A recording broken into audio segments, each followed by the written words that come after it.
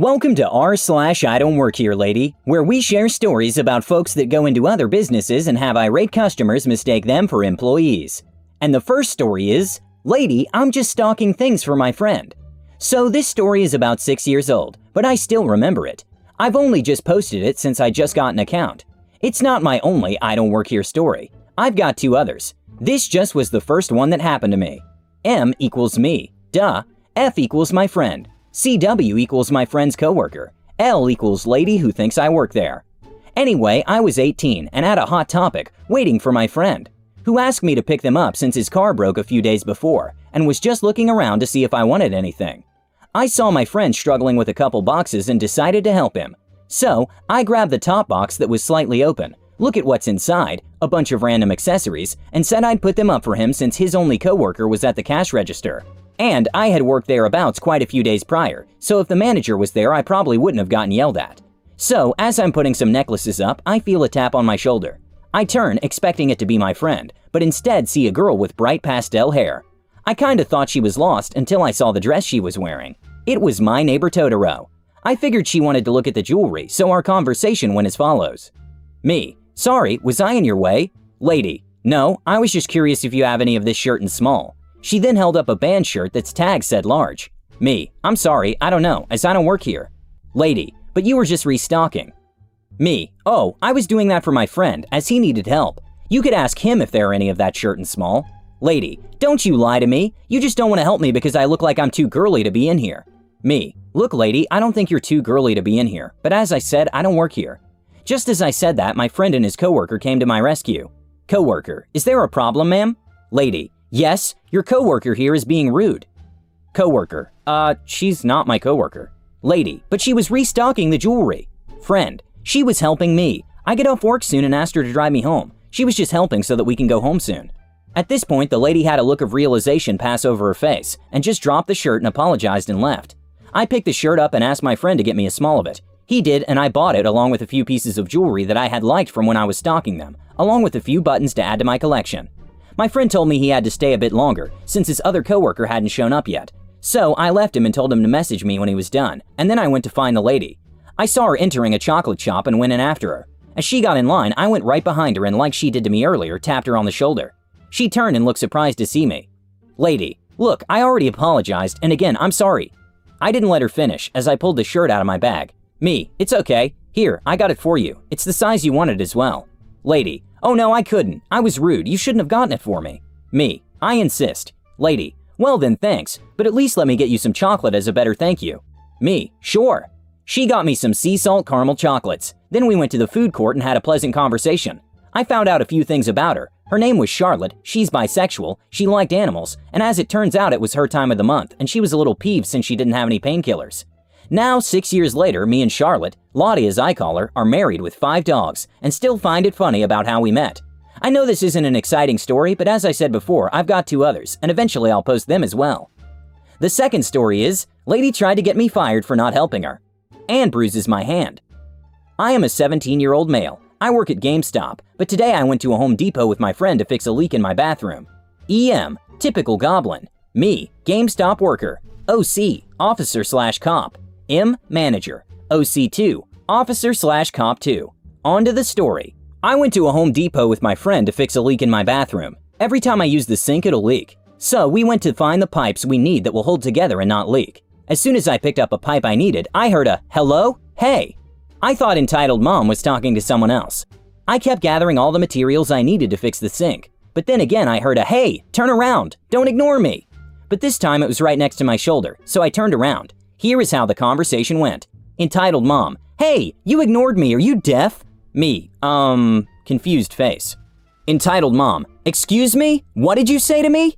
Me, ma'am, please calm down, I don't know what you're talking about. Entitled Mom, can you help me? Entitled Mom thought I worked there, but I didn't notice until she said, Entitled Mom, are you stupid? Just tell me where to find the paint section. I tried to walk away because I basically got everything I needed. Entitled Mom ran up to me and grabbed me by the hands, holding so tightly my hands were red.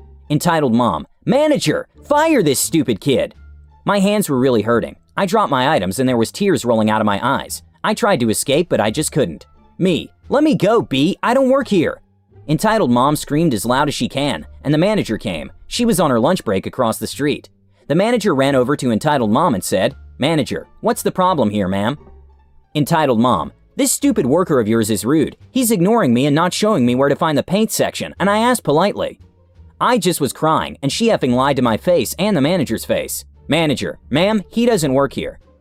Entitled Mom, "Oh, right he does." Manager, "Ma'am, let him go or I will have to call the police." Entitled Mom, "No, you better fire him." The police arrived. Cop, "What's the matter?" Manager, "She assaulted a random customer and refused to listen to me." Cop, "Do you have any footage or evidence?" Cop 2 cuffed Entitled Mom while they were talking about the situation. Manager, "Yes, we have cameras." Cop, "Are they currently on?" Manager, "Yes, at all times." Manager helped me up. My hand was super red and was bruised. Cop and manager watched the footage. Cop 2 took Entitled Mom to the cop car. Cop asked if I'd like to press charges. I said yes because I already told her and she didn't believe me. The court day will be on July 25th, 2019. The next story is, "Sorry, wrong number." This is a word-for-word repost from my blog, but I recently discovered this sub, and I thought you folks would enjoy the story.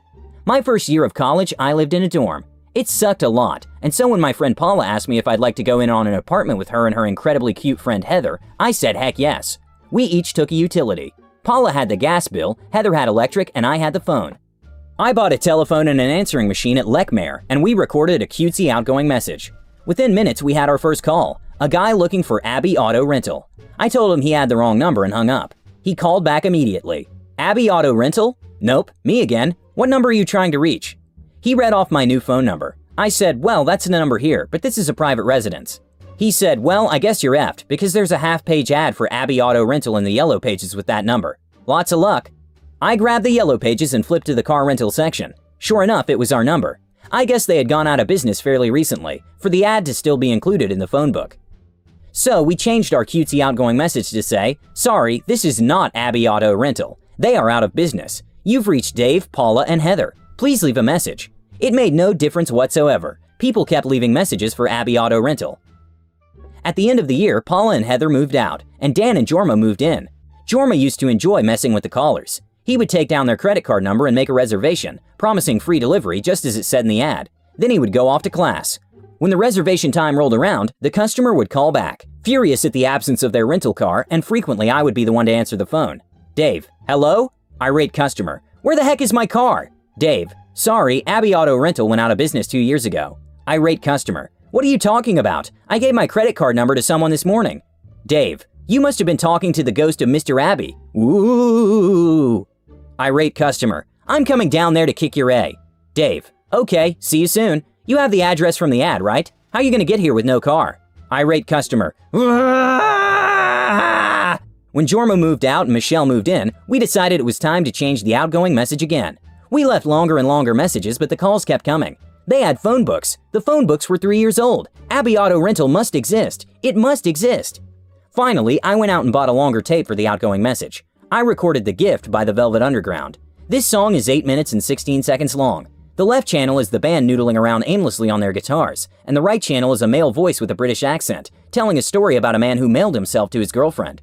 We told all our friends to just hit the star key to bypass the outgoing message. This finally eliminated the car rental messages.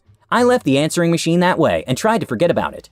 Almost a year later, I came home to a light blinking on the machine. It was the peevish voice of a little old lady who had clearly listened to the entire story, including the part where the girlfriend uses a sheet metal cutter to open the box, accidentally killing her boyfriend. The message said, "That's a very nice story, but it doesn't help me. I want to rent a car." The next story is Stupidity at Wally World. Wore a blue shirt at Walmart. You've heard these a million times. Lady with "I want to talk to the manager" haircut rudely tells me to find her something. I tell her I don't work here. "But you're wearing a blue shirt." "It doesn't say Walmart, does it? It's just a normal blue shirt." "But why would you wear a blue shirt if you don't work here?" I sighed, looked her in the eyes and said, "When I get dressed in the morning, I don't take other people's stupidity into account." Watched her open and close her mouth like a suffocating guppy. Shook my head and walked away. She actually stopped bothering me.